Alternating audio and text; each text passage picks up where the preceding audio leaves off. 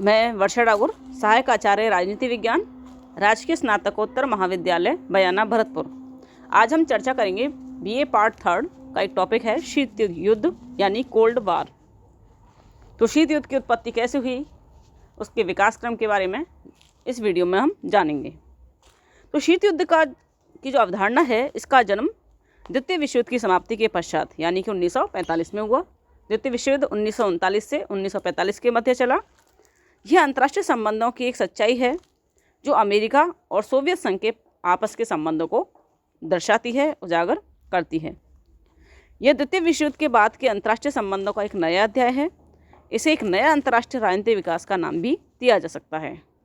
द्वितीय विश्व युद्ध के दौरान अमेरिका और सोवियत संघ के मध्य मित्रता का जो नया अध्याय शुरू हुआ था, वह युद्ध के बाद समाप्त हो गया। यानी द्वितीय विश्व युद्ध की समाप्ति के पश्चात अमेरिका और सोवियत संघ के संबंधों में एक नया मोड़ प्रारंभ हुआ।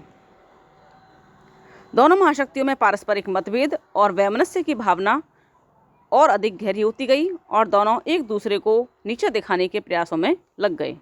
इस प्रयास से दोनों देशों में कूटनीतिक, सांस्कृतिक, राजनीतिक और सामाजिक क्षेत्रों में सहयोग की बजाय एक संघर्षपूर्ण स्थिति का जन्म हो गया। अंतर्राष्ट्रीय मंच पर दोनों शक्तियां एक दूसरे पर आरोप प्रत्यारोप करने लगी। अंतर्राष्ट्रीय जगत में अपना वर्चस्व सिद्ध करने के प्रयास में दोनों ही महाशक्तियों ने विश्व के अधिकांश देशों को अपने अपने पक्ष में लाने के लिए नए नए तरीके तलाशने शुरू किए। इससे संपूर्ण विश्व में अशांति का वातावरण बन गया और अंत में विश्व को दो शक्तिशाली गुटों, पूंजीवादी गुट और साम्यवादी गुट में विभाजन हो गया। पूंजीवादी गुट का नेतृत्व जहां अमेरिका कर रहा था, वहीं साम्यवादी गुट का नेतृत्व सोवियत संघ कर रहा था। अब हम शीत युद्ध के अर्थ के बारे में जानेंगे। जैसा कि इसके नाम से स्पष्ट है कि अस्त्र शस्त्रों का युद्ध ना होकर के ये केवल धमकियों तक ही सीमित युद्ध है। इस युद्ध में कोई वास्तविक युद्ध नहीं लड़ा गया, यह केवल अप्रत्यक्ष युद्ध था। इस युद्ध में दोनों महाशक्तियों ने इस युद्ध में दोनों ही महाशक्तियाँ अपने वैचारिक मतभेदों में ग्रसित रहे। ये एक प्रकार का कूटनीतिक युद्ध था, रणनीतियों का युद्ध था, चालबाजी का युद्ध था, जो महाशक्तियों की संकीर्ण स्वार्थ सिद्धि के प्रयासों पर ही आधारित था। शीत युद्ध एक प्रकार से कहें तो वाक युद्ध था, जो कागज के गोले, पत्र पत्रिकाओं, रेडियो तथा प्रचार साधनों तक ही लड़ा गया। इस युद्ध में ना तो कोई गोली चली, ना ही कोई घायल हुआ। इसमें दोनों महाशक्तियों ने अपना वर्चस्व कायम करने के लिए विश्व के अधिकांश हिस्सों में अप्रत्यक्ष युद्ध लड़े। युद्ध को शस्त्र युद्ध में बदलने से रोकने के सभी उपायों का भी प्रयोग किया गया। यह केवल एक कूटनीतिक युद्ध था जिसमें दोनों महाशक्तियां एक दूसरे को नीचा दिखाने के सभी उपायों का सहारा ले रही थीं। इस युद्ध का उद्देश्य अपने अपने गुटों में मित्र राष्ट्रों को शामिल करके अपनी स्थिति को मजबूत करना था, ताकि भविष्य में प्रत्येक अपने विरोधी गुट की चालों को आसानी से काट सकें। यानी दोनों ही महाशक्तियां अपने गुटों के विस्तार में लगी हुई थी।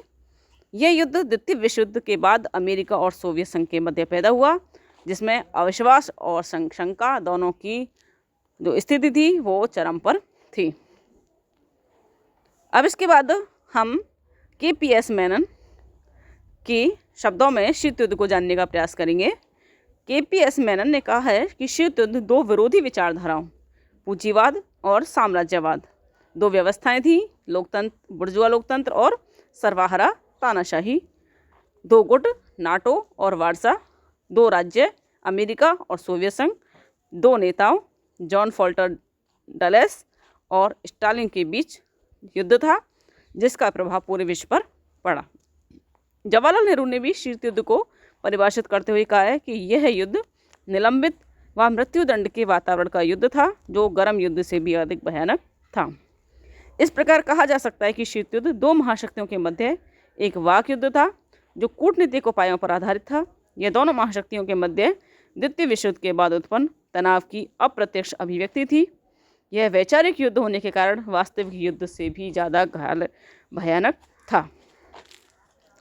अब हम कारण जानने का प्रयास करेंगे कि शीत युद्ध की उत्पत्ति क्यों हुई, ऐसे क्या कारण थे जिससे अमेरिका और सोवियत संघ के मध्य आपस में वैमनस्यता या कटुता के भाव उत्पन्न हुए। तो शीत युद्ध की उत्पत्ति के बारे में जानेंगे। शीत युद्ध के जो लक्षण हैं वो द्वितीय विश्व युद्ध के दौरान प्रकट होकर के सामने आने लगे। दोनों महाशक्तियाँ अपने अपने संकीर्ण स्वार्थों को ही ध्यान में रखकर युद्ध लड़ रही थी और परस्पर सहयोग की भावना का दिखावा कर रही थीं। जो सहयोग की भावना युद्ध के दौरान दिखाई दे रही थी वह युद्ध की समाप्ति के बाद समाप्त होने लगी। यानी द्वितीय विश्व युद्ध के दौरान अमेरिका और सोवियत संघ दोनों ही मित्र राष्ट्रों का प्रतिनिधित्व कर रहे थे, एक साथ थे। लेकिन जैसे जैसे द्वितीय विश्व युद्ध का अंत हुआ वैसे दोनों के मध्य जो सहयोग की जो भावना थी वो समाप्त होने लगी और दोनों के मध्य वैमनस्यता और द्वेष की भावना उत्पन्न होने लगी और सहयोग की जगह असहयोग की भावना बलवती होती गई। इन शिकायतों के कुछ सुदृढ़ आधार थे कि क्यों दोनों के बीच ऐसी स्थिति उत्पन्न हुई, कटुता और वैमनस्यता की, द्वेष की। ये पारस्परिक मतभेद ही शीत युद्ध के प्रमुख कारण थे। शीत युद्ध की उत्पत्ति के प्रमुख कारण हम इस प्रकार से जान सकते हैं।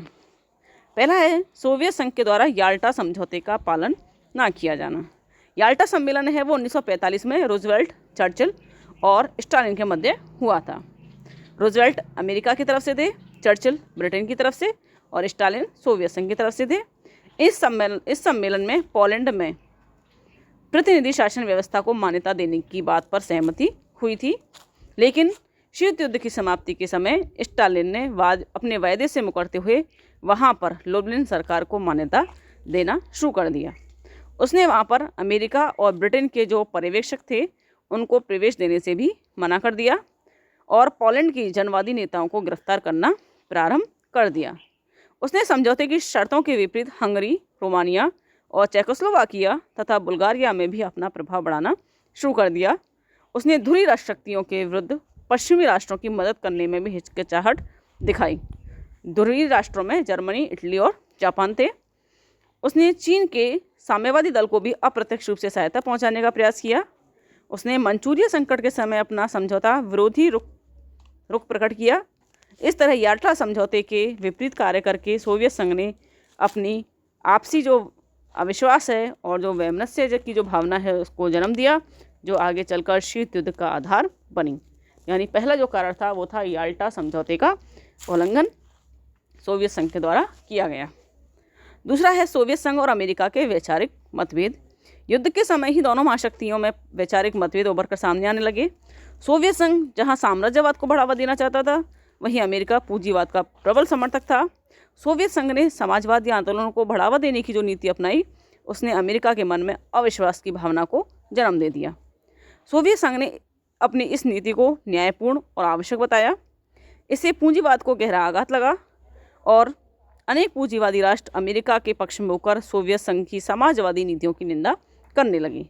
इस प्रकार पूंजीवाद बनाम समाजवादी विचारधारा में तालमेल के अभाव के कारण दोनों महाशक्तियों के बीच शीत युद्ध का जन्म हुआ। यानी दूसरा कारण था अमेरिका जहां पूंजीवादी विचारधारा का समर्थक था, तो वहीं सोवियत संघ समाजवादी विचारधारा का समर्थक था और दोनों ही अपनी अपनी विचारधाराओं को प्रचार प्रसार करने में लगे हुए थे।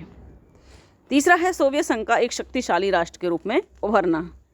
सोवियत संघ ने प्रथम विश्व युद्ध के दौरान ही अपने राष्ट्रीय हितों में वृद्धि करने के प्रयास शुरू कर दिए। 1917 की रूस की जो समाजवादी क्रांति हुई थी, जिसे बोल्शेविक क्रांति के नाम से जाना जाता है और जिसका नेतृत्व लेनिन ने किया था, तो 1917 की जो समाजवादी क्रांति का प्रभाव दूसरे राष्ट्रों पर भी पड़ने की संभावना बढ़ गई। द्वितीय विश्व युद्ध के दौरान शक्ति प्रदर्शन ने पश्चिमी राष्ट्रों के मन में ईर्ष्या की भावना पैदा कर दी और पश्चिमी शक्तियों को भय होने लगा कि सोवियत संघ इसी ताकत के बल पर पूरे विश्व में अपना साम्यवादी कार्यक्रम फैला सकता है। द्वितीय विश्व युद्ध के दौरान तो वो चुप रहे, लेकिन युद्ध की समाप्ति के बाद उन्होंने अपना साम्यवादी कार्यक्रम द्वितीय विश्व युद्ध के दौरान तो वो चुप रहे, लेकिन युद्ध के बाद उन्होंने सोवियत संघ की बढ़ती शक्ति पर चिंता जताई। उन्होंने सोवियत संघ विरोधी नीतियां अमल में लानी शुरू कर दी। उन्होंने पश्चिमी राष्ट्रों की सोवियत संघ के विरुद्ध एकजुट करने के प्रयास शुरू कर दिए। इससे शीत युद्ध का बढ़ावा मिलना स्वाभाविक था। इसके बाद जो अगले पॉइंट हैं वो हम अपनी नेक्स्ट वीडियो में इनके बारे में चर्चा करेंगे। धन्यवाद।